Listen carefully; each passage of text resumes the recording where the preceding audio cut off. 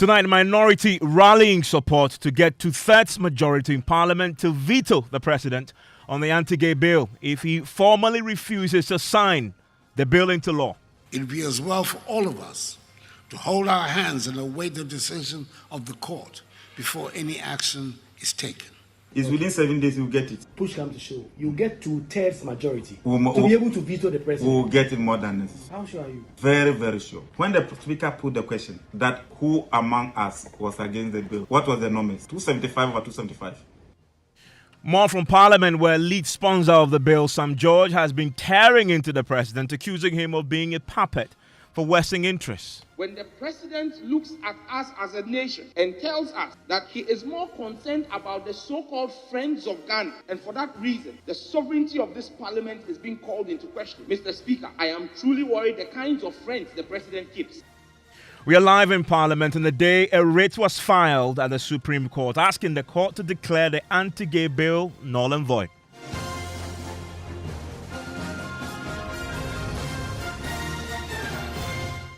This is Top Story with Evans Mensah.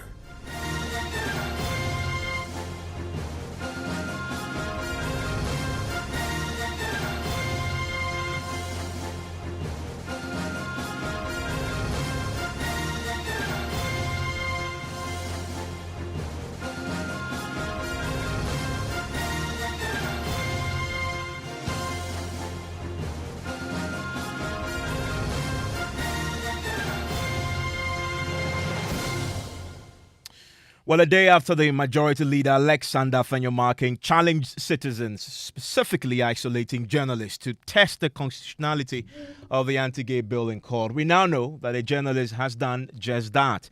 City FM's Richard Sky filed the case today asking the Supreme Court to throw out the bill passed by Parliament. My colleague Kudonyako joins me in the studio with a copy of this writ. What reliefs is the plaintiff seeking?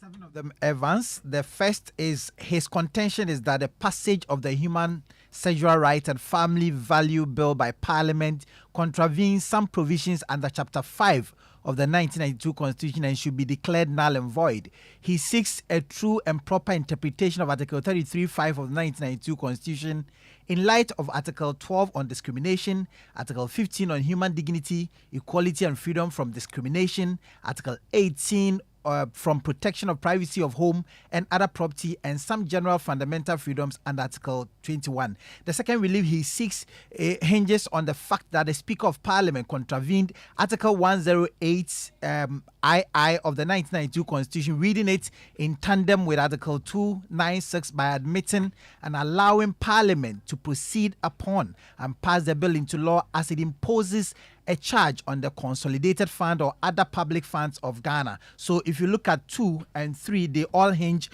on finances. And the third relief is that Parliament exceeded its authority in passing the bill, citing the same reason that it imposes a charge on the Consolidated Fund. The fourth relief he seeks is a declaration that per Article 102 and 1041 of the Constitution of Ghana, Parliament lacked the requisite quorum to pass the bill.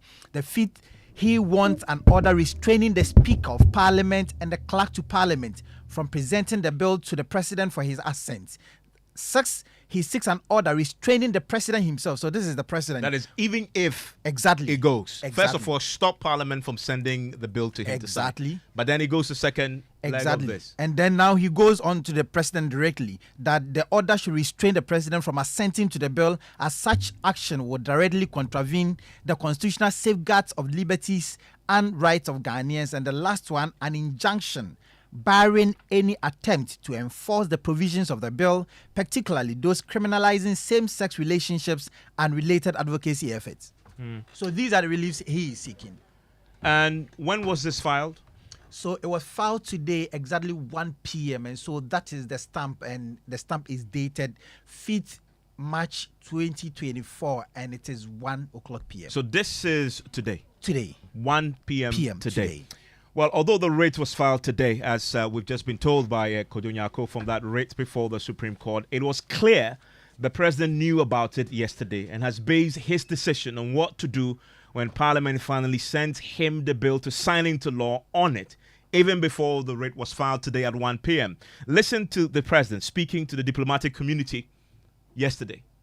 I'm aware that last week's bipartisan passage by Parliament of the Proper Human Sexual Rights and Ghanaian Family Values Bill on a private member's motion has raised considerable anxieties in certain quarters of the diplomatic community and among some friends of Ghana that she may be turning her back on her hitherto enviable, long-standing record on human rights observance and attachment to the rule of law. I want to assure you that no such backsliding will be contemplated or occasioned. I think it will serve little purpose to go at this stage into the details of the origin of this proposed law, which is yet to reach my desk. But suffice it to say that I have learned that today a challenge has been mounted at the Supreme Court by a concerned citizen to the constitutionality of the proposed legislation. In the circumstances, it would be as well for all of us to hold our hands and await the decision of the court before any action is taken. The operation of the institutions of the Ghanaian state will determine the future trajectory of the rule of law and human rights compliance in our country. Well, tonight in Parliament, the minority say they are confident they can marshal two-thirds majority to veto President Akufo-Addo if he formally informs Parliament that he will not be signing the anti-gay bill into law. Listen to the Deputy Minority Whip, Ahmed Ibrahim. We'll get it more than necessary. How sure are you? Very, very sure. When the Speaker put the question that who among us was against the bill, what was the numbers? 275 over 275? Or you have a contrary view? No. When I was coming here, I was with an NDP MP in the lift. He says this bill is unnecessary. What I'm saying is that, hold on. What I'm saying is that this bill may go down and become political. When you had a censure motion, you had NDP MPs who wanted Kiloforiata out. They walked out. We draw the word political. I've already told you that the former majority leader was pushing this bill. Was he not the one who was leading the majority? He pushed it until he was kicked out. So there are some Ghanaians, there are some MPP MPs who will stand for their views and principles and religious beliefs. So don't think that it will be political, it will be MPP NDC. No. In your church, do you see MPP NDC? In your mosque, do you see MPP NDC? No. The chief imam, it's just a matter of the chief imam giving a word to Baumia. That you said we should vote for you and Samira Baumia. You were in Mayafi. Now we voted for you, you removed the Mayafi. And now you are doing what you want. It's a matter of giving them order. That this is what the Quran stands for. We those in the church, the pastor should call, this is what the Bible stands for. Then in the tradition, look, even the traditionalists, those days, if you were caught a male and a male meeting, you were sacked or banned from entering that community. Is that not our culture? But this one, they are saying that now we'll take you and go and reform you. We'll heal you, take you to doctor, give you medication, give you counseling. What again? The president's position is just untenable. But has the president told you that that's his position? Yes, yesterday he met the diplomatic community. And he was speaking to the diplomats. You know, the president, he had the diplomatic language. But when the sponsor, the actual real sponsors of the bill hit the streets, the president, the tenant will know who is the landlord of this country.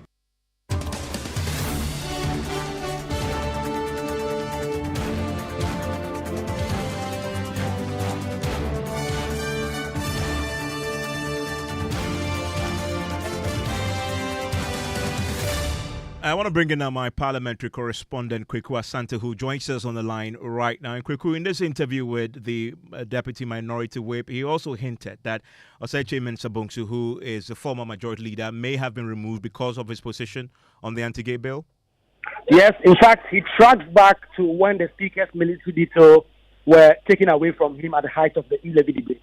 He alleged again that the Speaker's unflinching support for the bill may have contributed to the government removing its military veto, but that the latest action the president has taken against the bill is by forcing the removal of Osechi Mensah because he supported his bill, although he will not provide any evidence to back this. Comment to His Excellency the President's comment about the happenings surrounding the Human Sexual Rights Bill is unfortunate. It's unfortunate because this is the president who claimed to the generality of Ghanaians that he was a Christian. The president's excuse now is that he has heard that some people are going to challenge the constitutionality of the bill, and therefore he's not going to assent to it. The president did not say that they sent the thing to Supreme Court. He said that he has heard that people are going to challenge the constitutionality. Those who brought you and put you there are saying that this is our interest, and therefore that interest must be pursued. You are now looking for opportunities to do this. I am a Christian, but I did not want to believe the things I was hearing about the president. You remember this bill has been in this parliament for over 3 years. The president was doing everything possible to make sure that the bill never saw the light of day. We've gone through intimidations, we've gone through all sorts of things. You remember the security architecture of the speaker were even withdrawn. At a point the speaker was naked. Then he still pursued and said that I'm a Catholic. And Catholic, we have values and principles. Then you come to, so the speaker was the first casualty. The second casualty was the majority leader, Honorable Osechi Mensah. He is a member of the Assemblies of God. And he pursued, you remember, he did not only support, he sponsored a lot of amendments. And when it was clear that there was nothing the president could do, he changed him. And Kweku, this matter also was on the floor today somehow, and Sam George wanted to have a bite at it. Hello, Kweku. Okay, we may have lost him there, but this obviously didn't only come to journalists when we have the MPs coming to talk to them in the gallery, but also on the floor, Kweku, and Kweku reconnects with me now. The chief proponent of this bill, the chief sponsor, who's become a mouthpiece for this, took this to the floor. Yes, according to Sam George, it appears the president is just towing the line of the Western donor organizations.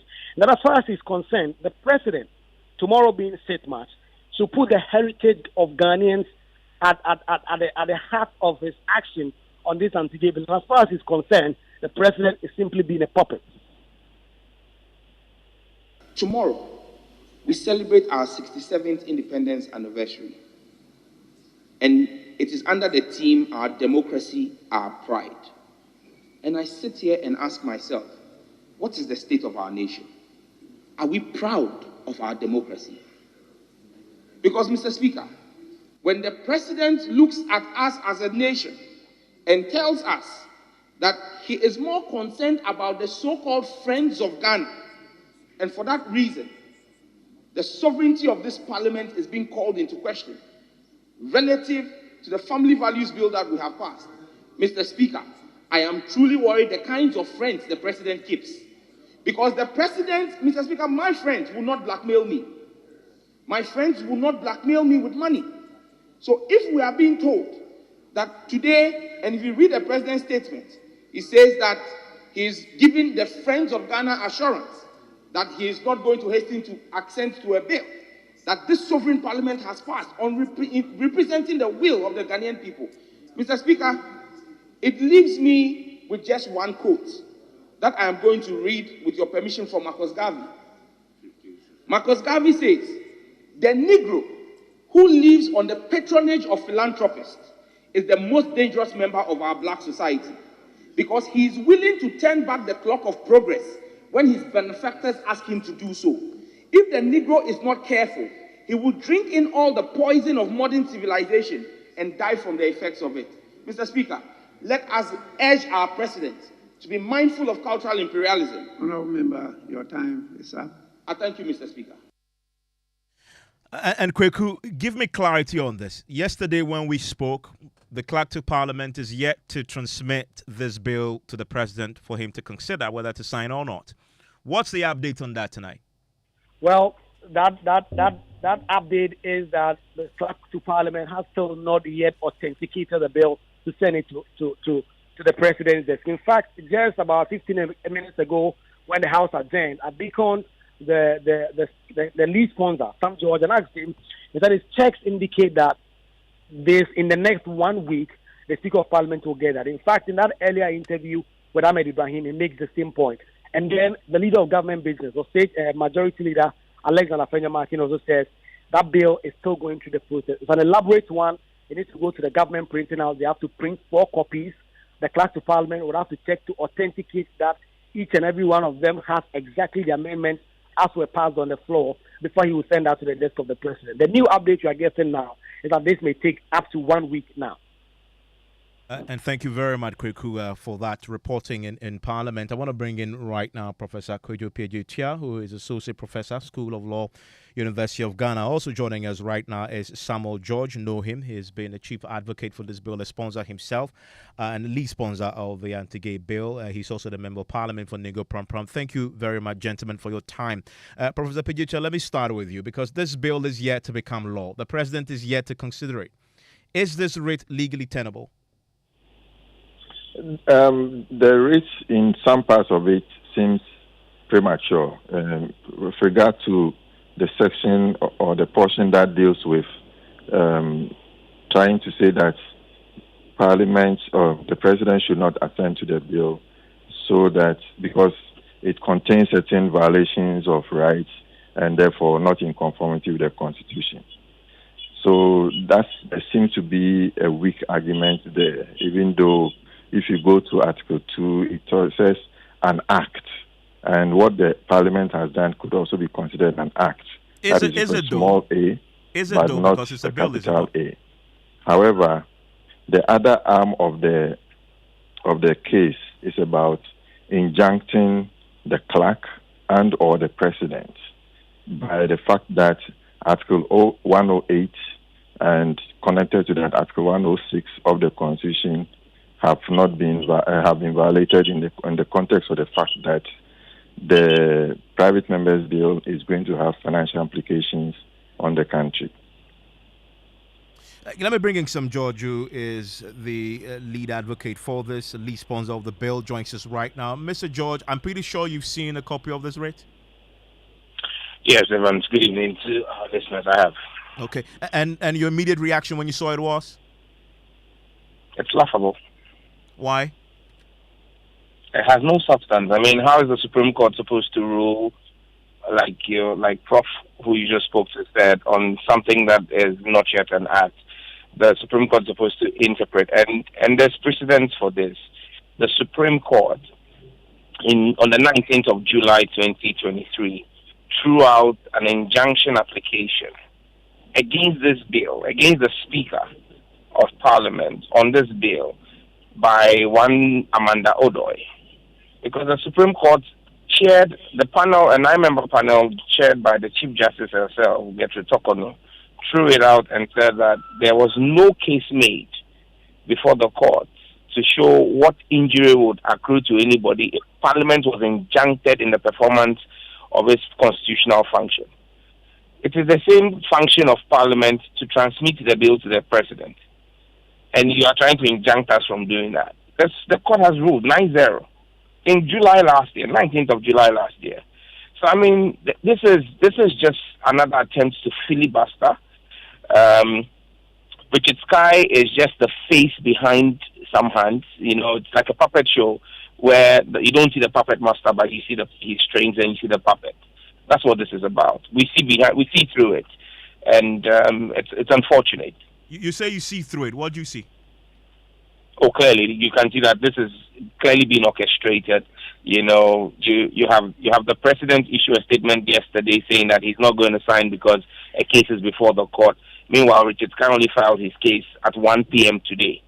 So, I mean, you have Richard Sky all over Parliament and all the actions that go around it. I mean, this is the same gentleman who petitioned the Ghana Legal Council to stop Ama Governor from being called to the bar because of the acts of lesbianism. So you sit back and ask yourself, really, what's going on? You know, but I mean, this is Ghana. We're not sure. Can I come in? Yes, Professor Piochitia. Yes, the Amanda Odo case was more on the lines of Article 108 regarding the fact that the Speaker didn't allow some processes to go through to determine if the act, if the bill is passed, would not impose financial obligations on the states. And the Supreme Court went on to say that that process had not been completed by Parliament, and we are not able to, therefore, they are not able to determine the damage that it could cause. But as things stand now, the Article 108 process could go on because now Parliament has passed the bill, and it is clear on the face of it that it's going to impact on the enjoyment of rights of not only persons living LGBTQ community, but other members of the society as a whole. And therefore, the Article 108 case has strong legs to stand on. But it has only if it becomes law, right? Because any enjoyment of rights or curtailment of it only comes into force if it becomes law. And as it is now, it hasn't. No, like I'm saying, there are two aspects of the case. The first one is with regard to whether the bill has become law. And it will not become law until it is assented to by the president. But the other leg of the case is about issuing an injunction to prevent the clerk from transferring the document to the president to assent to, by which point it will become law, or to prevent the president or to restrain the president from assenting to the law. So these are two different cases, all related, but one is on both are substantive issues, but the 108 one is also a procedural issue, and that. Sorry, I don't know if I can jump in here, Prof. Just to show some clarity. The case Amanda Odoy sent to court, she had the 108 case, the case standing on 108 as to whether the speaker had made, whether it was going to constitute a financial burden on the consolidated fund. And then apart from that, she filed a second case, which was an interlocutory injunction against the Speaker of Parliament from proceeding to preside over the bill in Parliament until 108 was determined. The 9-0 case I referenced was on the interlocutory injunction, not on the 108. The 9-0 ruling was that the Speaker of Parliament was within his right to continue proceeding over proceedings because the court did not view any error or any hurt to the rights of the appellant in the case that would occasion if even Parliament had completed its work. Now this again is, and this is not 108, but this is trying to stop Parliament from continuing its work on the same bill. And those are the parallels I'm drawing. That there was a substantive case of 108, and then an injunction to try and stop us on the basis of considering 108. Now, Sky has also gone to Parliament, to court, on the basis of Article 17 and 33.5 and a few other constitutions. But apart from that, it's seeking a relief to injunct us from continuing work on the bill. It is the ruling on the injunction to stop Parliament from doing its work, and this same relief to stop the clerk from continuing with Parliament's work that I draw the parallels on. I don't know if my point is clear now. Well, well noted.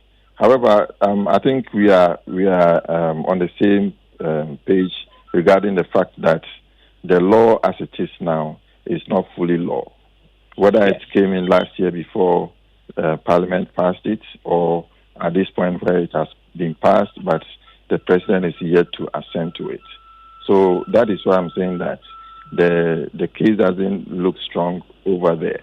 However, some experts on the subject matter are saying that if you go to Article 2, it talks about an act. So if and there's an act that is involved here, Parliament did an act, and therefore you can go to the Supreme Court to raise this question where there is an act has been committed. Where the act here means the passage of the bill. Yes. even though it is not act with a capital A because it has not been assented an act by the president. An action. Yes, exactly, an action. That's right. Let me bring in Sam George. Substantively, though, the president is basing his decision on this particular raid before the Supreme Court. And this was yesterday. It was very clear that we should all hold our hands and await the outcome of the Supreme Court case. Although the bill is not yet before him, that is an indication, is it not, that when it comes, there's possibly could be his reason to Parliament why he may not sign. Is that how you're reading it too? Well, like I said, the president is being the puppet master here with a few other players in here. The president is trying to find an excuse not to sign. But again, you want to find out if the president is being principled or not. There was a court case on the e-levy, on the passage of the e-levy. The Supreme Court was yet to rule on the matter. The president's principled position was that he was going to proceed, and if the Supreme Court ruled against it, then that law could be invalidated. Let's not forget that even the Constitution, portions of the Constitution have been invalidated by rulings of the Supreme Court. And so the question here is, even e-levy, the president decided to proceed without waiting for the ruling from the Supreme Court. On the case of Domlevo, the president decided to proceed and act without waiting for the Supreme Court to rule. How is it that on this one, a matter that the whole of Ghana is adding them on, irrespective of ethnicity or religion or social standing, the president thinks that on this one, he wants to wait for the Supreme Court, even though the Supreme Court has given some level of precedence relative to what they will do relative to injuncting the transmittal to him. I'm confident that we will transmit the documents to him before end of week, God willing. And he's also told you, give an indication what his response might be. It will come down to whether you have 2/3 majority. Well, again, that vote is not one that is going to be a secret vote. Let me state that for the records. Because the standing orders of Parliament are clear on when we conduct a secret ballot. There are only 3 instances where Parliament conducts a secret ballot. The election of a speaker, the appointment or acceptance of the appointment of a minister of state, or the removal from office or impeachment of a minister of state. These are the only times Parliament will do a secret ballot. Every other vote is either by voice vote or by division, a head count. And so we would put this to the test. I can't speak on authority on this. This is my personal opinion, but bear in mind, I'm not the only sponsor of the bill. There are 8 of us, and we have a coalition we've worked with. We're going to take a stance on this, but my personal position and default position will be that we will bring it back to Parliament if the president indicates that he will not sign after the 7-day period. If he writes to us and says he's not going to sign because he's waiting for the courts, so be it. We will explore the option of bringing it back before the House and putting it to a 2/3 vote, where the Speaker will call, like he normally does. He did the last votes that we had in the House. MP for Ningo Pram Pram, Sam George, how do you vote? Yes or no? And the country would see where everybody votes. Ultimately, the president will have to comply to the will of the Ghanaian people and not the will of his friends, who he mistakes for the friends of Ghana. Because when you read the president's speech, he says that the friends of Ghana, he's assuring the friends of Ghana. I don't know the kind of friends the president keeps, and Evans, I don't know the kind of friends you keep either, but the friends I keep, they don't blackmail me. That's why they're called my friends. And very briefly, Professor Pejitia, can the Supreme Court stop another arm of government, in this case the legislature, from proceeding to do its work, as in transmitting this bill to the president? Of course. This is a question of checks and balances. And if it is clearly stated in the Constitution, the court is a guardian of the Constitution. And so if it so appears to them, to the court, that this is what the Parliament is trying to do, which is in contravention of the Constitution, they have the power to so declare. Although we've had speakers in the past say they are masters of their own rules and they don't take instructions from the courts. This has been a contentious matter, both under Alban Bagbeng and under the previous speaker. The Parliament, the kind of parliamentary system we have, or the Parliament we have, is not the parliamentary system that we have in the UK, where Parliament has more power than our system. In our system, it's the Constitution that is the supreme law. So we defer to the Constitution first. And what Parliament is saying that is a master of its own rules should conform to the Constitution. So the court will look to the Constitution to make that determination. It won't rely on what the Speaker has said, and that will constitute law. No, Speaker's pronouncement cannot constitute law. We refer to the Constitution. Thank you very much, Professor Kojo Pejutia. He's Associate Professor at University of Ghana Law School there. Also, you had Sam George, lead sponsor, anti-gay bill. I want to hear from you. So, should the president assent to this particular bill once it gets to him? As we've now heard, he should get it by Monday. Let me hear from you. 055-11-11997. News 9 in a minute. In life, choice is good, but choice plus safety is way better. Your safety and comfort is paramount. Under the cylinder recirculation model, you can buy LPG in a safe environment. All cylinders are inspected and maintained to the best safety standards, so your safety is assured. Just take your empty cylinder to the nearest exchange point and swap it for a filled cylinder. Different cylinder sizes will be available to meet your pocket size. Imagine cooking in a smoke-free environment. This will improve the health and well-being of you and your family. Choose LPG in a safer model of distribution. Cylinder recirculation model, securing your safety, creating more jobs. A message from the National Petroleum Authority under the patronage of the Ministry of Energy. Breaking news. Vodafone Ghana is becoming Telecel. Stay tuned.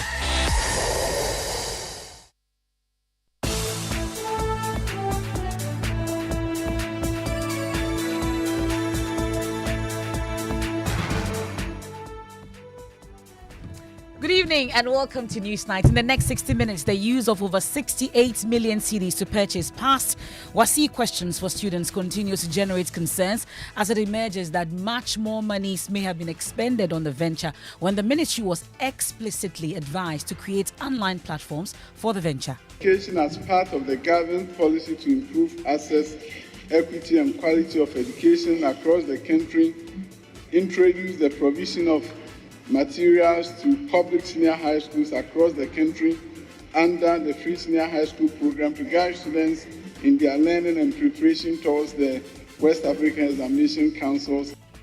Also tonight, Ranking Member on Parliament's Appointments Committee, K.C. Latoforson, calls for an audit into the abrogation of property rate tax collection between GRA and City IT Solutions firm. We have details as the local government minister designates Martin J. Mensah says he's done enough to families of the Techiman shooting to get back to life. We have details of today's vetting sittings. Also tonight, bringing Kenke and bread to the floor. We'll tell you about the State of the Nation address debate where Kwando MP De La Soa brought the food items to drum home her claim of severe economic hardship.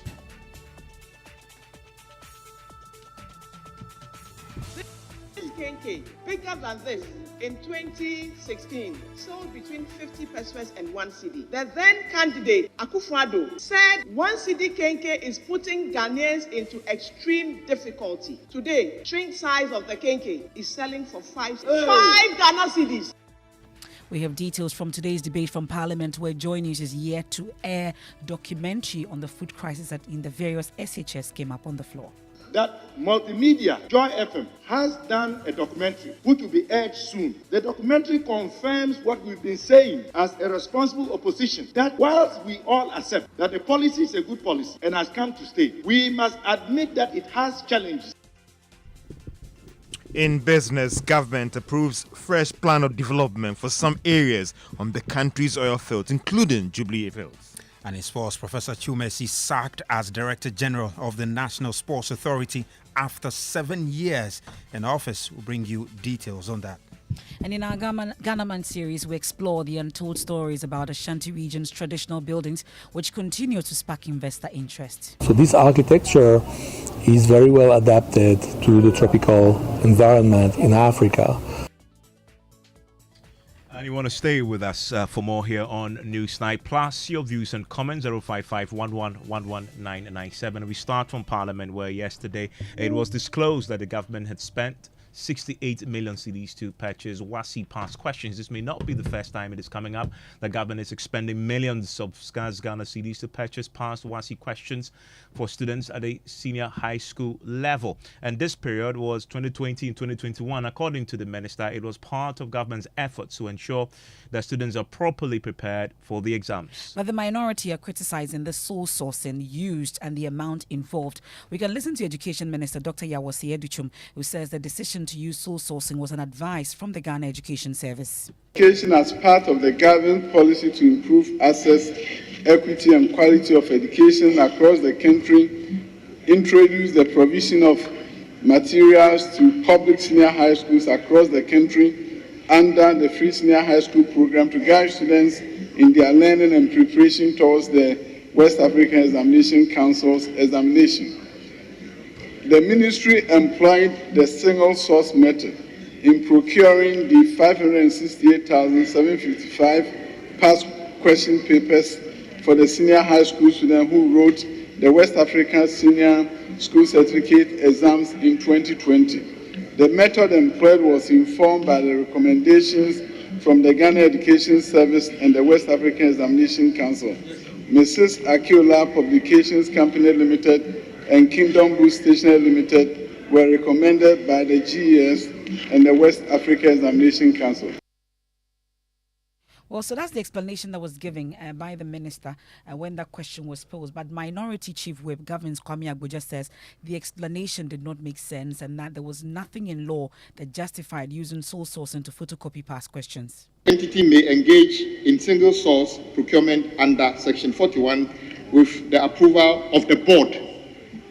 It did not ask you to consult WAEC. It did not ask you to consult Ministry of Education in the process of determining the procurement source. So you keep repeating that with advice from WAEC and other things. The law does not ask you to do that. It's only the board that can do it. Mr. Speaker, with the figures you provided,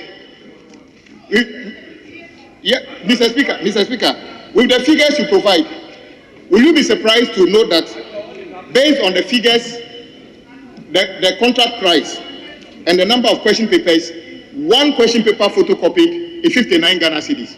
Are you aware?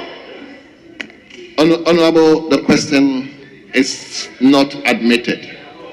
Speaker, isn't this? If you multiply the number of question papers times the 33 million, one question paper photocopy is 59 cedis. Let's bring in my colleague Isaac Kofieje with the research desk, who's joining us right now. So let's track back to the 2020-2021 period and compare to the previous year. So do we see any improvement in that year, for example, when the past questions were bought? Because that was the explanation that they want to improve the performance of the students. So let's start with the 4 core subjects. So we start with English. And before the implementation of the past questions, the pass rate in 2019 was 49.96%. And the year that the past questions were purchased, 2020, it increased significantly from 49.96 to 57.34%. The following year, 2021, the same initiative was also repeated, and the pass rate dropped from 57.34% to 54.08%. But it's fair to say that in the span of 7 years, we are seeing the best performance in English in 2023. Okay. Let's talk about the cost per head. What do we know? So the cost per head, we decided to multiply the amount spent per the number of candidates that sat for the examination. So if you look at 2020, for instance, we are looking at 375,763 candidates that sat for the examination. If you do the computation, we are looking at 86 Ghana cedis per head. And in terms of 2021, the total number of candidates who sat for the examination, 446,352 students sat for the examination. But if you do the computation, the cost per head now reduces from 89 cedis in 2020 to now 78 cedis in 2021. But we've also been looking at the pass rate for the other core subjects. So core subjects, integrated science, social studies, and then also core mathematics, they've all improved. If you look at the pass rates in the past 7 years, 2023 is actually the best in almost all the 4 core subjects. Okay. And Emefa, we are learning a bit more about the background to this. So we're told that there was a WAEC meeting on the West African level, and the concern was that students, or the WASI students, did not have access to past questions and also to know about the chief examiner's report in terms of how these papers were marked amongst others. So in the West African sub-region, they all decided that unlike what happens with the Cambridge system where they have access, or students have access to past questions, so they should recommend that should happen when it comes to WASI as well. So we're told that at that point, GES recommended or made that recommendation and put the report and recommendations together and sent to the minister's desk back then. That's the Ministry of Education. But we've been hearing the minister mention that GES had recommended or asked that there should be some form of sole sourcing for that to be done. But we're told that WAEC had made arrangements with a vendor already for the questions plus the chief examiner's report from WAEC, and then all that was put together and sent to the minister's desk. At that point, we are told the final arrangement in terms of contracts were then signed at the ministerial level. But key question is, was this contract, this particular contract we talk about, the 2021, was it discontinued after Dr. Opoku Prempeh left the ministry, or did the current minister also continue the contract or signed a new one? These are key questions we need to know. Is there a NAPU contract and an Educhum contract? And at some point, we're also told that suggestions were made for it to be moved online. As to whether it was heeded to, we are yet to know. But thankfully, we can bring in the PRO of the Education Ministry, Kwesi Kwarteng. We're grateful for your time here on Newsnight. So let's provide some further clarification on what exactly the 68 million CDs, over 68 million CDs we were told, went into. Was it actually photocopies or a booklet of a sort? Emefa, thank you very much, and good evening to you and your listeners. So let me clarify that the claim out there that photocopies of past questions were made, and even in some of the claims we are hearing that a page costed about 59 cedis, cannot be tenable, but even to a larger extent in terms of the procurement laws, one can say that is too remote and does not even meet the text of reasonability and consistency. What the facts are is that in 2019, 207,000 copies of study guide, or you can call it revision books for senior high schools in West Africa, of course, which consist of past questions and their suggested or possible answers in the form of booklet, were purchased at an estimated cost of Ghana 40 cedis each when the ministry engaged the publishers, Akiola Publications Company Limited. It is also important to add that within the same time, a total of 361,755 copies of the same study guide for SHS, this time comprising of the WAEC pass questions or papers, suggested answers, and chief examiner's report, all in the form of a booklet which is even available on the market, were also purchased from Kingdom Books and Stationery Company at a cost of 75 Ghana cedis per booklet. So I think it is the cumulative value that brings us to the sum of 68 million that you mentioned.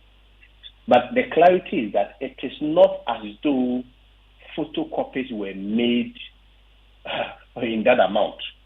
The fact that pertains is that they are booklets consisting of the past question, possible or suggested answers, and the chief examiner's report that were procured independently from the two local publishing houses. So the impression that has been sent around as though the ministry just went in to make photocopies and copy a page of 59 cedis, because if you look, I have sent you pictures of the books and videos.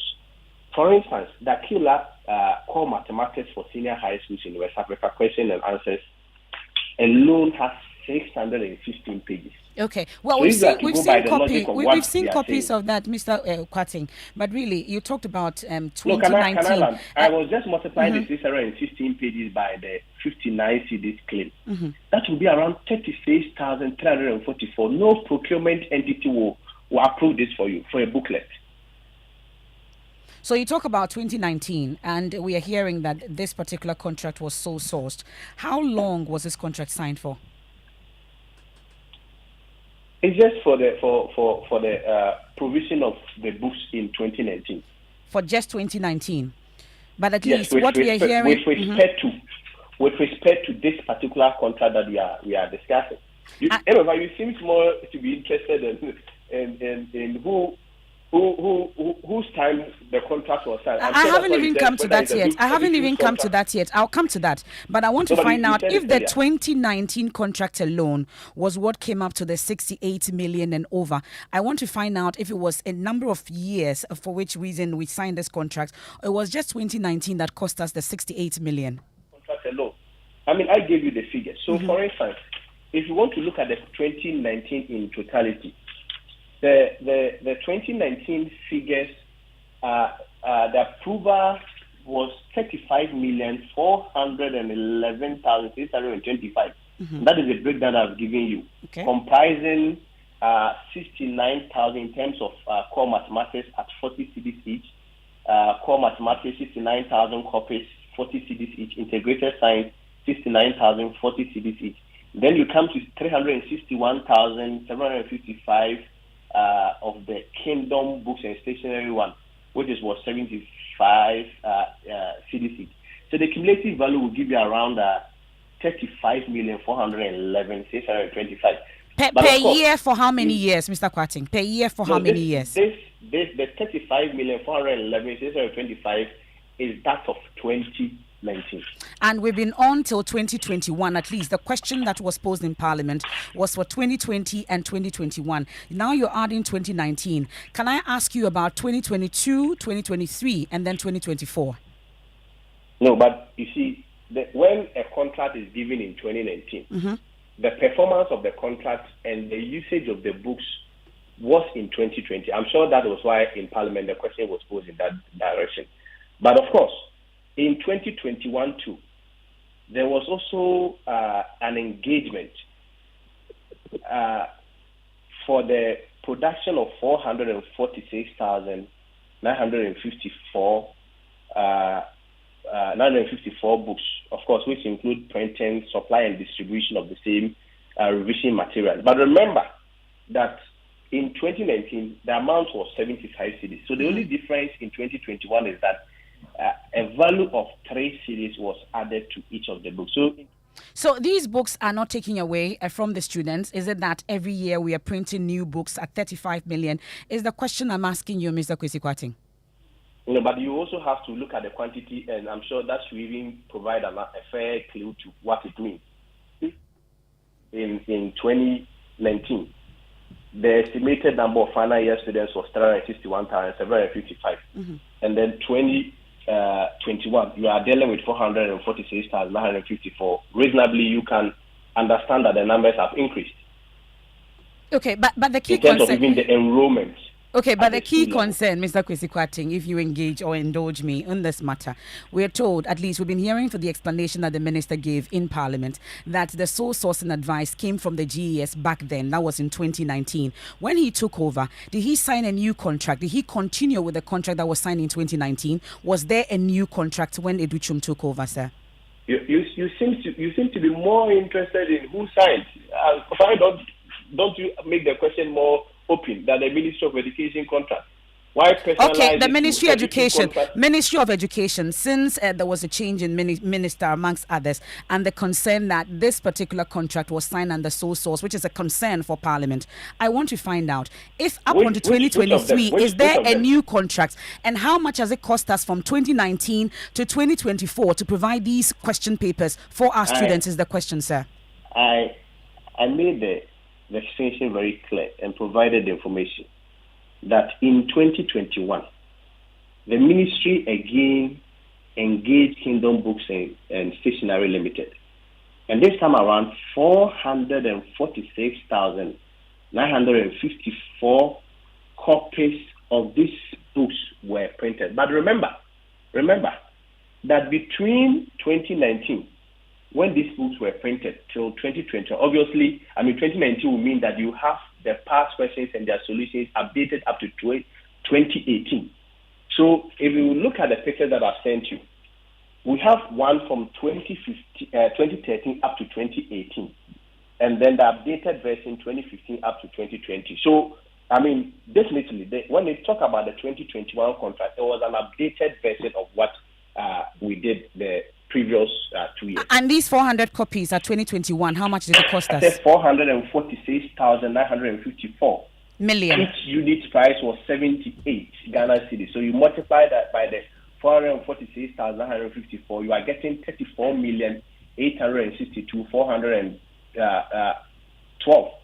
So it is the cumulative value of the 2021 procurement and the 2019 procurement that gives you the 68 million value that you mentioned. Okay, but there's been advice for this to be moved online. Are we looking at doing that, or we continue to incur this cost by providing a hard copies for these students? No, but Emefa, you are aware that from 2020 or beyond 2021, no contract has been signed. You are also aware of the one student, one laptop initiative that has been launched. And I think the mega launch will be launched by the president hopefully within this month. So yes, there are clear plans to migrate most of our teaching and learning materials, including this study guide, on most of our technological guidance and equipment. Mr. Kwating, we are grateful. We'll leave it here. That's the PRO of the Education Ministry. Let's bring in the Africa Education Watch head, Kofi Asare, who joins us. Worth it? Worth the investment, Mr. Asare? Well, in 2019 and 2021, we described this expenditure as wasteful, and it is still wasteful. Based on the data from the Ministry of Education, the best result of what we've had in the past 12 years is 2011. And we just had the second best result in 2023. In these 2 years, no one printed past questions for students. So there's no correlation at all between the best WASSCE results recorded in the past 15 years, in 2023 and in 2011, and past questions. So far as I'm concerned, there will always be a justification for every procurement activity. But according to the African Development Bank, the biggest challenge in Africa's education sector is the issue of spending efficiency. We spend about 5.2% of our GDP on education, the second biggest in the whole world, among all the continents. But when it comes to spending efficiency, we are the last. And so you can just avert your mind to the fact that when we're spending 30 and 40 million on past questions, by 2021, about 1 million desks were needed in our basic schools. 1 million desks means that close to 2 million children, they don't have access to seats in line with the recommended seating norms in our public schools. By then, in 2021, there were no textbooks in the new curriculum in our basic schools 2 years after the curriculum implementation. And so you definitely appreciate the fact that while there is a justification for every procurement, it did not, or sometimes they will never reflect spending efficiency, or for that matter, prioritize spending. And one of such is the unfortunate waste that we actually spent our money on. But at least we are happy that the ministry now appreciates that it was wasteful and that they will make the past questions available on the digital platform. The ministry already has many digital platforms, in the secondary schools, and so we are happy that we have come to common grounds on this matter. Kofi Asare, thank you very much. He heads the Africa Education Watch Day. I want to hear from you if you're a parent. Did your child benefit from this, and how useful was it? 055-11-11997. What did you have for lunch, Emefa? I'm yet to have. Any lunches? We are in Lent. No. I've been craving for kenke. Oh, okay. Ga kenke to be very precise. So no gobe for you? Yeah, I mean, I had gobe, but I've been craving for kenke for a while. Kenke and some fish and hot pepper. Tomorrow is a holiday. I'm whetting people's appetites tonight for it, and I'm talking about this already with a wet appetite because this was on the floor of Parliament today. We weren't invited, but the parliamentarians attempted to have a bite. It was the Kpando MP De La Soa who went to the floor today with cooked gan kenke, and guess what, bread? I love bread too. Both of my favorites. She went to Parliament with that just to make a point to the president, because the president in the State of the Nation address said that things were getting better and Ghanaians are beginning to afford a bit more if you look at the inflationary trends. But De La Soa makes the point very clearly that contrary to that, people are struggling to afford the basics like gan kenke and bread. This kenke, bigger than this, in 2016, sold between 50 pesos and 1 cedi. The then candidate, Akufo-Addo, said 1 cedi kenke is putting Ghanaians into extreme difficulty. Today, a shrink size of the kenke is selling for 5 cedis. 5 Ghana cedis, which means that Ghana is in gargantuan crisis. If 1 cedi was difficult, then 5 cedis is worse. Mr. Speaker, this is my favorite bread brand. I've eaten it for years. 2016, it was 2 cedis. Today, bread is 20 cedis. Mr. Speaker, MPP. This bag of rice used to be 5 kg and is sold between, on average, 19 cedis. Today, this bag of rice is selling for 150 Ghana cedis. And the president had the effrontery to say, so far so good. When kenke has increased by 400%, you say, so far so good. When now to buy kenke, you need to buy pepper before it was free. Honorable. Kenke, after running down the economy, putting Ghanaians in a mess, people can't put food on their table.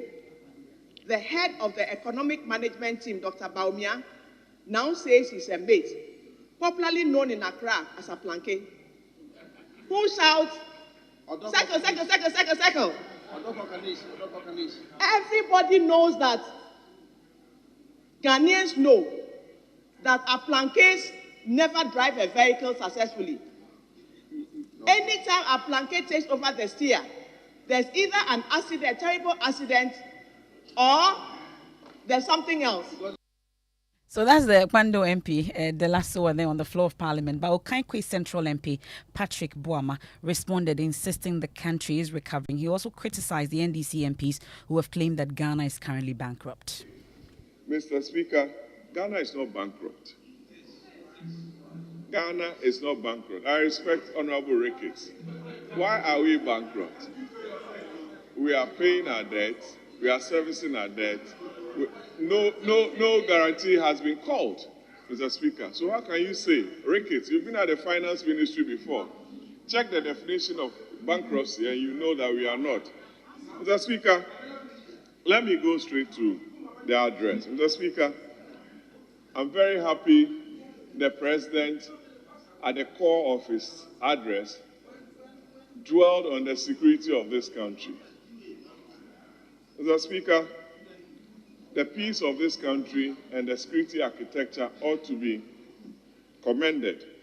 And the fact that the President took time in his address to speak about security arrangements and what we've achieved in the midst of extremism around us in Burkina Faso, Mali, Niger, to the extent that some of these neighboring countries have left ECOWAS, leads much more to be desired, Mr. Speaker.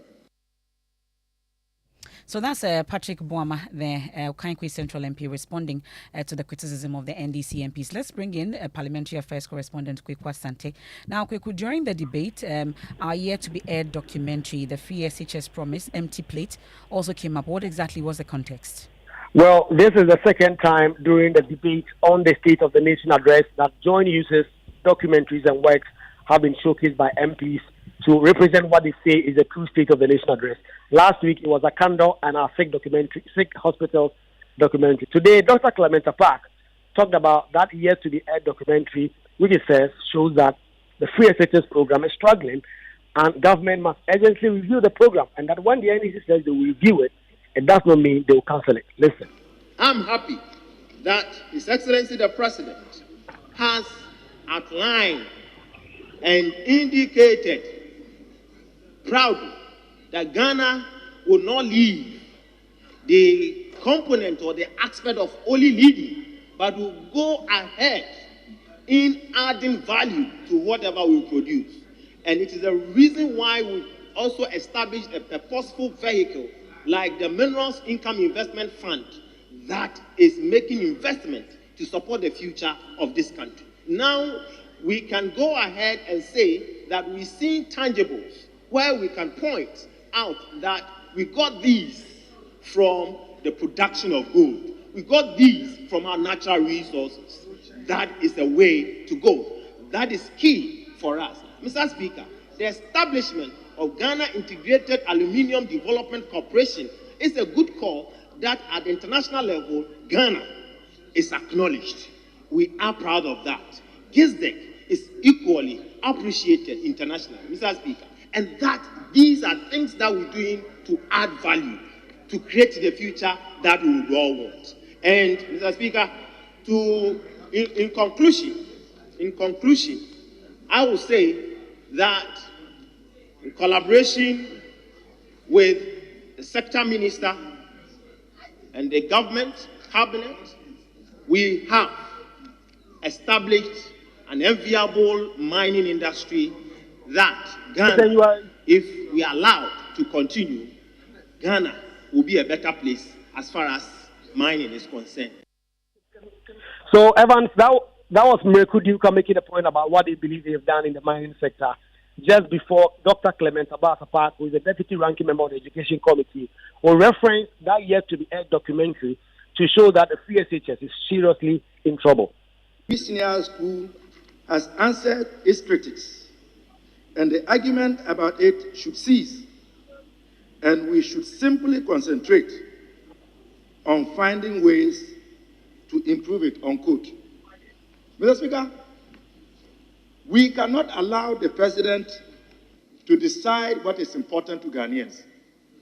How can we stop the argument about the free senior school policy when it continues to be bedeviled with implementation challenges? Mr. Speaker, I'm sure you have heard that multimedia, Joy FM, has done a documentary which will be aired soon. The documentary confirms what we've been saying as a responsible opposition, that whilst we all accept that the policy is a good policy and has come to stay, we must admit that it has challenges. Therefore, calling for a review. The President, his Vice President, his Minister for Education, government appointees have decided to define review as cancel. Where they got that dictionary from, only God knows. But here is the hypocrisy, Mr. Speaker. And this is what I want to draw the attention of Ghanaians to. The same government, the same president, the same vice president and presidential candidate, the same minister for education, who refused to admit, in spite of the clarion call from every stakeholder, that time has come to review the program so that we can address the challenges. Quickly, so when is this debate ending? The debate on the SONA? The expectation is that more MPs will debate on Thursday because tomorrow is a holiday. then ultimately the minority leader, Dr. Kisela Toforsen, and the majority leader, Alexander Afenyo-Markin, will wrap up the debate on Friday so that the House can thank the President. And that is what they call this, thanking the President for delivering the message on the State of the Nation address. The Speaker of Parliament will convey the thoughts of MPs after the President had delivered that message to the President. And this will be done on Friday. Quickly, thank you very much. And a few of you joining us with your thoughts on the stories we've heard so far here on Newsnight and on Top Story. This one from Michael in Legon says, we purchased our past question papers during our SSS days. This means business was created for the private sector.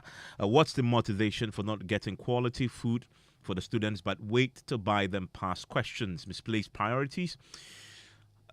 Kwame Kuma in Segakofa says, please ask the PR of GES that what is the rationale for the GES going into this? The government cannot put up classrooms for students, hence the overcrowding we've seen in the dormitories and schools. God save Mother Ghana. Samuel says, is it really a surprise that the president is acting this way on the LGBTQ bill?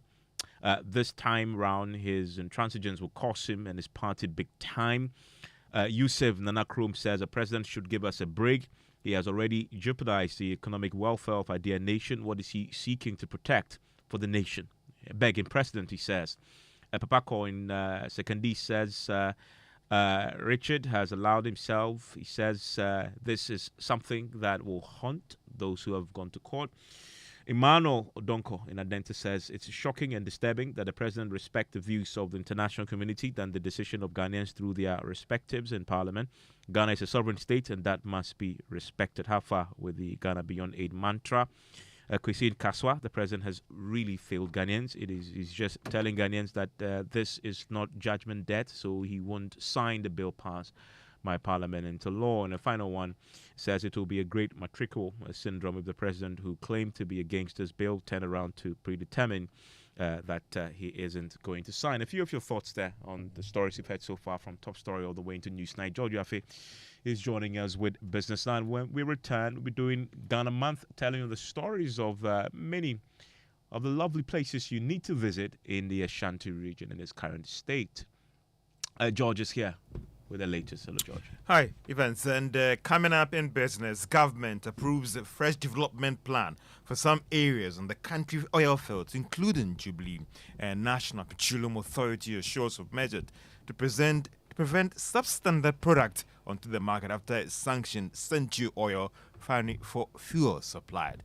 The business news on Newsnight is brought to you by MTN Business. Welcome to the new world of business. Kingdom Books and Stationery, Sintis Tanks and Pepsodent, Charcoal and Herbal. You hear it.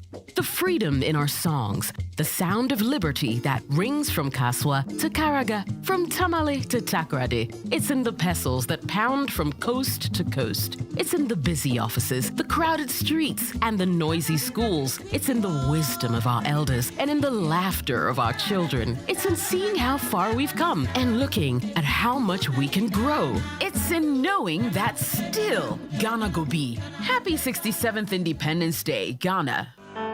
MTN. Son, we are so proud of you for setting up this hospital. I really love those hospital beds and waiting chairs. By the way, did you import them? No, Dad, I didn't. I actually got them from Kingdom Books and Stationery right here in Ghana. Wow. We also bought our office supplies, safes, executive desks and chairs from Kingdom, and they gave us expert advice on how to set up our office. Guys, that makes 3 of us. I also got our sofa and bedroom sets, plus our dining hall furniture for our new home from Kingdom. Wow, Mom, that makes 4 of us. I usually get my stationery items from Kingdom, and my teacher also mentioned that our classroom furniture was provided by Kingdom. So there you have it. Whenever you're thinking about setting up an office or acquiring furniture for your home, etc., Kingdom Books and Stationery should be your first point of call. With over 40 years experience in the industry, we stock and supply a wide variety of globally sourced office and home furniture, stationery and equipment. Visit our head office, Osu Akwaje, or our office near the Osu Stadium. We're also in Tema Community 1, opposite Olam SHS, Kumasi KNUST campus, UCC Cape Coast, and now at the Marina Mall, Airport City. Or call us 0302 764101, 764209, or 762792. Visit our website www.kingdomgh.com. Auntie Araba. Hey, Bugger, how are you doing today? I want to buy Pepsodent Cavity Fighter, but I don't have enough money. So what are you going to do? Can you give me the big size? You know, as for me, I'll pay the balance later. Today, no credit. I haven't sold much this morning. If you don't have enough money for the big size, why don't you try the 120-gram pack? There's a 120-gram pack? Introducing the new Pepsodent Cavity Fighter in 120-gram pack size. More affordable and convenient. Get yours today from any supermarket near you. Every smile matters. This advert is FDA approved. Water is needed all day, all night. So, remember Syntex tank all day, all night. 7 years warranty. Select any color for free. In no de crack, in no de spoil. Call Accra on 0244 335 168. Kumasi 0505 555 666. Syntex tank. A strong. Fields. The move is part of efforts to improve oil production from the country's oil areas and attract fresh investments into that area. Outgoing Deputy Minister of Energy, Mensah, disclosed this during his vetting in Parliament today for the position of Minister of Tourism. The refocus oil and gas exploration has started again. Of course, the Jubilee South East project that was done added 30,000 barrels of oil to our daily production, and that's significant. We've approved, under the leadership of the Minister, our PECAN plan of development, and expect that it will reach FID by June of this year. There's a new development within the Jubilee field, and that in itself is an addition to the field, increase our reserves to about 160,000 barrels per day today. Obviously, its significance cannot be overlooked. And with the new excitement about energy security, I believe that we still have some investment opportunities that will come up to ensure that we do not have stranded assets in our hydrocarbon space. Thank you. Outgoing Deputy Minister for Energy, Andrew Mensah, who has now been nominated by the President as the Minister Designate for Tourism, speaking at his vetting in Parliament today. The National Petroleum Authority has given the firm assurance that it has measures in place to ensure that products below industry specifications doesn't find its way onto the market. It is coming after a sanctioned local refinery firm sent you oversupply of substandard products for oil marketing firm Puma. The authority maintained that it doesn't expect this development to affect confidence in products supplied onto the market by industry players. Mohammed Abdul Kudus speaks for the National Petroleum Authority. There's a sanction where the National Petroleum Authority directed Sentio to evacuate products that were supplied to Puma that were later realized to be of substandard. So yes, they were to evacuate that at their own cost. Then to replace Puma with the same volumes as was actually requested and purchased through the BDC. So yes, that you can call it a sanction, and that was actually done as directed by the National Petroleum Authority.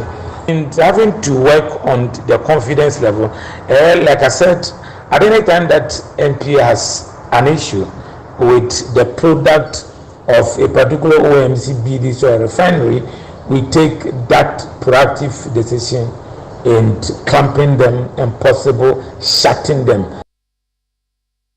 Mohammed Abdul Kudus speaks for the National Petroleum Authority.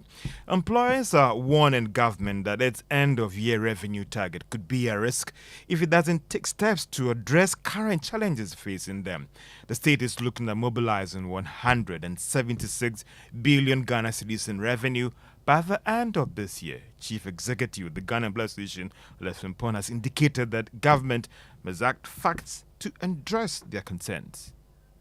The macroeconomic environment, looking at the cost of borrowing coming down, looking at the fact that cost of utilities coming down, looking at the fact that we are able to control the influx of shoddy goods and counterfeit products into the country.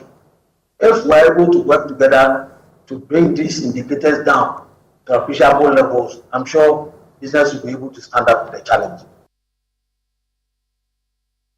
and Chief Executive of the Ghana Employers Association, Alex Frimpong. Now, finance lecturer Dr. Benjamin Amo has described the withdrawal of 2 commercial banks' foreign exchange trading license for breaching market rules as prudent. The Bank of Ghana on Tuesday announced that Guarantee Trust Bank and FBN Bank, for serious market breaches, withdrew their forex trading license. But would this go a long way to deter other financial institutions as the Bank of Ghana looks at other monetary measures to help stabilize the Ghana cedi? Well, this is what Dr. Amwa had to say. In a competitive market, what you don't want to see happening is a regulator who is sleeping on the job. So long as we see the regulator periodically coming onto the market to deal with what I'll call a difficult participant, in this case, we can talk about these 2 banks for now, it is the right thing to do. Will it deter or not deter? It's difficult for one to say, but we want to see the regulator acting very, very fast. If even tomorrow another institution falls foul of the law, we still expect the regulator to come out to act. So going forward, we expect that the players of the forex industry rather learn from what is happening to some of these market participants, especially the big banks, and do the right thing to avoid this reputational risk that they've exposed themselves to. Finance lecturer at the University of Ghana Business School, Dr. Benjamin Amo. Let's turn our attention to the stock market. And if you're a shareholder of EcoBank, at the end of trading today, each share that you're holding was up by 10 pesos to close at 6 cedis, 20 pesos. On the market, if you've invested on the Ghana Stock Exchange from the beginning of this year to now, your investment returns, it's over 5%. And that's all for business on Newsnight.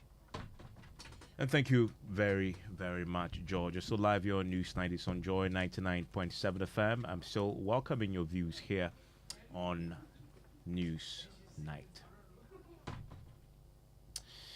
And indeed, a few of your messages coming through on our WhatsApp console I'll share with you pretty shortly. But I want to take it to Kumasi because in our Ghana Man series, we explore the untold Asante traditional buildings. The durability and environmentally sustainable features of historical Asante's traditional buildings have sparked interest in investing, researching, and integrating their qualities into modern architectural practices. In this Ghana Man series, Clinton Yeboah highlights the potential for these forgotten structures to contribute to the evolving architectural landscape. My colleague Clinton Yeboah highlights. In the quiet town of Besiase in the Ajoso traditional area, a deep history of rich culture and the ancient memorial is gradually getting buried in modernity. An aspect of the rich Ashanti culture which struck the early European visitors to this area was the distinct building style. All were impressed with the construction, with the design, the cleanliness and the comfort of these traditional courtyard houses, which they regarded as being well adapted to the particular climate and the particular condition of life in this area. We are here at the Besiase Shrine House in the Ajoso traditional area. The unique features of these buildings are embedded in their style, method of construction, traditional motifs, and rich colorization of walls and practice of traditional religion. Ironically, the only 10 buildings that have survived till today are shrine houses of some powerful deities who have interceded and protected the Asantes. This site at Besiase in the Ajoso traditional area houses the Yautano deity, which is profoundly revered in the Asante worship, a depiction of the traditional character of vernacular Asante's architecture. Francis Kwayiri is the Ashanti regional head of Ghana Museums and Monuments Board. For Ashanti culture, drumming and dancing is a crucial aspect of Ashanti culture. And so this place was dedicated, to the singers, and then the space over there was dedicated for the cooks, that is the kitchen, and then the drummers also have their space over there. And so this central courtyard here was used for performance by the priest, who at the time was one of the most important people in Ashanti culture. The Asante buildings were built in the wattle and daubed technology. First, a framework made of vertical timber posts linked together by horizontal members constructed around a mat platform. This is then plastered from both sides with clay. The resting walls have thickness of about 25 centimeters. Looking at these complex designs, it is evident that a lot of patience and skills are required. The architecture often consists of 4 triangular buildings and steep thatched roofs enclosing a courtyard. The high steeped pitched roof at angle of 60 degrees allows for very good efficiency and durability of the thatched roof and also ensures adequate protection of the entire building. However, in the last century, corrugated iron has replaced thatch. Cement replaced the mud plaster and corp or massive mud walls, while mud bricks masonry have replaced the wattle and daub technology. Gerard Chiom, expert heritage management of the Ghana Museums and Monuments Board, explains the environmental and climate significance of the building. This type of architecture is adapted to this climate. First of all, this is something we've forgotten. You can spend the day here and you will never sit under the sun, right? So there is a careful observation of the sun, the movement of the sun, and so on. So this architecture is very well adapted to the tropical environment in Africa. Look at the roof, the slope of the roof, very well adapted to the rain, all right? Look at, as I said, the space and the seating space, always in the shadow, always protected from the sun. So this architecture is valuable, not only because it's a relic of the past, and we definitively are interested in knowing more about the past, but also because it has probably something to bring to us and to the future. The outlines of the designs on the walls are formed from edgings of thin stripes of cane and then carefully covered with clay. The elaborate ornamentation was used for palaces, homes of worthy citizens, and shrine houses. The kind of building that was adopted for these kind of people, especially the kings, the queens, the priests, were very unique and adorned with different decorations and adinkra symbols.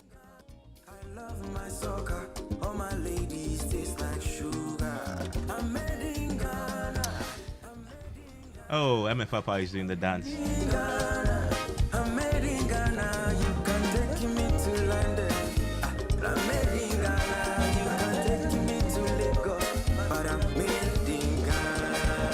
Indeed, we're all made in Ghana, and tomorrow is 6th March, indeed Independence Day, and we'll be taking you to the Eastern region where it's all going down. We'll bring you sports pretty shortly, but as we know, the place is ready. We've been listening to the minister there. It's all set for the 67th anniversary. Listen to Senator Champo. He's the regional minister, Eastern regional minister, talking about what's going to happen tomorrow.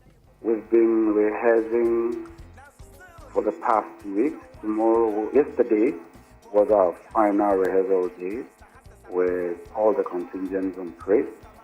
And that aside, the grounds where we're going to host this event is also ready. Management of traffic, because there is certainly the anticipation and some expectation of congestion. So the Ghana Police Motor Traffic Department, Transport and Traffic Department, is also assisting us manage our routes effectively. So all roads indeed will lead to the Eastern region tomorrow. And guess who is joining me in his African print, the Ghanaian print, to be more specific? It's Bao. Bao, great to have you joining us. Yeah. You're looking very Ghana tonight. Yeah, You're man. really made in Ghana. Yeah, man. Oh, just Really like made in myself, Ghana. right? And Yeah. Emefa Apawu too. Yeah, Emefa Apawu too. Yeah. Looking great. Yeah, In, we're really traditional preparing outfit. for tomorrow. Yeah, we're preparing for tomorrow. Not sure. Are you going to be in the Eastern region tomorrow? I'm going to be at the Accra event. Okay. Yeah, they're crying. But you know, it's being organized in every region. Yeah. There's the major one. It's the Eastern region. It's been a while. We had it at Independence Square. It's been a while. It's okay. It's okay. We're spreading it around. Yeah, it's been good. What do you have in sports tonight? Well, let's stay on the Independence because there was the President's Cup that happened just some minutes gone by. The game was ended at the Barra Sports Stadium. It was Kumasi Asante Kotoko who took on Ivorian giant Mensah, and Kumasi Asante Kotoko lost that game by 2-1. It was in the first half that the Ivorian Giant managed to get all the 2 goals. Kotoko, despite improving upon their game in the second half, only managed to pull one back and ended up losing by 2-1. And it's the Ivorian Giant whom, along with the African Cup of Nations, have now lifted Ghana's Independence Cup. And they're taking it to the Ivory Coast there. Well, let me just bring you this update from the National Sports Authority because their Director General, Professor Peter Chumesi, has been relieved of his duties. And Mr. Doji Numekovo will replace him in an Act 2 role until a substantive appointment is announced. Mr. Numekovo, whose appointment was signed by the Secretary to the President, Anabedetu Asante, earlier today, on February rather, said he has 14 days to accept the appointment. Now, about 2 weeks ago, Joyce Sports picked intel that Professor Chumesi was about to be sacked. He was invited to the Jubilee House to answer questions on varied range of issues and, in fact, pleaded for leniency. It appears he was unable to convince the appointing authority to be maintained as the sacking was contained in a communique to the board about 2 weeks ago. Now, Professor Chumesi was appointed Director General of the National Sports Authority on December 10, 2018, replacing Robert Safo Mensah, who resigned following his alleged involvement in the number 12 expose by Anas Arimiao Anas Taga, PI. So that's the update from the National Sports Authority. Professor Chumesi is no longer the head of that agency. Well, the African Games is just about 2 days to the opening ceremony. Okay, 3 days to the opening ceremony at the University of Ghana Stadium. The tennis tournament is already underway, and the just unfortunate news is that all of Team Ghana in the tennis tournament have been eliminated. They've not been able to advance, especially in the singles tournament. They've not been able to advance beyond the round of 16. And as of the last update, why? I'm not too sure why. Tennis is quite a tricky game. I want to go on with the swimming with my son. Yeah, he's going to be excited. When is that? I just have to. I'll have to I'll pick that for check you. that. Yeah, I mean, it's going to be a nice event over there. Yeah, we'll see that. So yeah, Ghana is out. Well, in the semi-finals, however, is Nigeria and Algeria in terms of the women's single that have made it to the semi-finals, and Nigeria again have made it to the finals in the men's single. So it's going to be Nigeria versus Egypt in the finals of the men's single. Nigeria really do well when it comes to table tennis. Okay. They are so good when it comes to table tennis. So, yeah, that's it. On Thursday, badminton will start, and on Saturday, the Black Princesses will be in action at Cape Coast, all in the African Games. Thank you very much, Barry. Talking about made in Ghana, many people in the marketplace who make as pretty joyous when you go to the market to purchase. I've been expressing their own views ahead of tomorrow. Some of them are looking forward to cashing in on the sales and of independence artifacts and paraphernalia. But what about those at Seco? A few of them have been talking to us. Imagine the nipa bebre bekwasie enti ha no manya shit said de bia said de meton amenya no me maso ko school enti wo so mo nso mo timi nkoye se be ya on be ya de be boa o man no ntimi nka se e be ha me chinejuma de me sure say be say obu o course match obu so ho a obetene fie ne match o mu bi so ba be pie what as enti eduma ne de nya de assess match say already no eduma ne bituma koso be brisa. Tomorrow is holidays. Yeah. People will come into this place or into this business place to come and work and buy. Some will sell. So maybe by the grace it will go on. Well, it's Ghana Day after all tomorrow. That's 7th of March. So a little bit of tea on the airwaves on Joy Night number 7 FM. That's not head at all.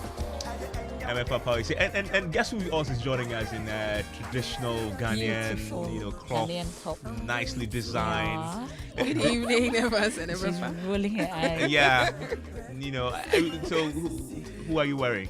Please, myself. No, but seriously, who are you wearing? She saw it, she liked it, and she picked it. I and she picked wore it. What's the name of the seamstress in the corner? You should know her. The name of the seamstress in the corner. Yes, who are okay, you this wearing? is Sister Aja. That's it. That's what I'm asking. At peace here. You don't want the red carpet. No, who are you wearing tonight? Okay. Sister Ajwa is listening to you. Yeah. It was made in Ghana. Yeah, made in Ghana. Good style, by the way. You should watch what's happening on Facebook right now and look at Pep's design from Sister Ajwa. Yes. Is she in the kiosk? No, she's not. She's actually in the shop. Oh, nice. Very big one, yep. Fantastic. Great. What are we talking about tonight? We are celebrating International Women's Day this week, and because of that, we are going to spotlight one amazing woman in tech, actually my boss. So we'll be having a conversation with her this evening. Yes, we want everyone to just stay tuned, how she has broken the barriers and how people can learn from her journey. Can't wait. Thank you. And stay. There's more when you log on to myjournline.com. I am Emefa Apawu. Yeah, my name is Where will Evans you be Mensah. tomorrow? You're not working. At the Independence Square. You're going to match. Or what are you going to do?